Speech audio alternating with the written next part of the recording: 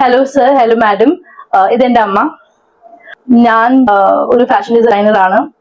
And ഞാൻ എപ്പോഴും രാവിലെ 5 മണിക്ക് എനിക്കും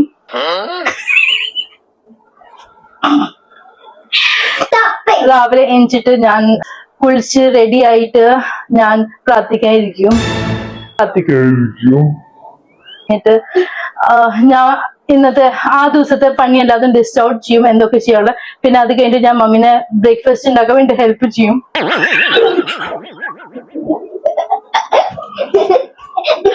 പിന്നെ മമ്മിക്ക് ഭക്ഷണമൊക്കെ കഴിച്ച് കൊടുത്തു കഴിഞ്ഞിട്ട് ചേച്ചിക്കും ചേച്ചി കുട്ടികൾക്ക് എല്ലാവർക്കും ഭക്ഷണം കൊടുത്തു കഴിഞ്ഞിട്ട് ബുക്ക് വായിക്കായിരിക്കും.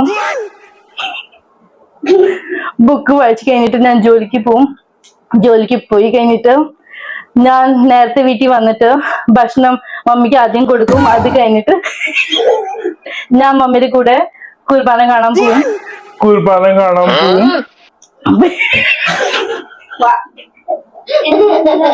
കണ്ടു കഴിഞ്ഞിട്ട് നമ്മൾ വീട്ടിൽ നേരത്തെ വന്നിട്ട് വീട്ടിലെ കുടുംബ പ്രാർത്ഥന കഴിഞ്ഞിട്ട് നമ്മള് സുഖമായിട്ട് 9 o'clock 10 o'clock വരെ നമ്മൾ ഉറങ്ങും.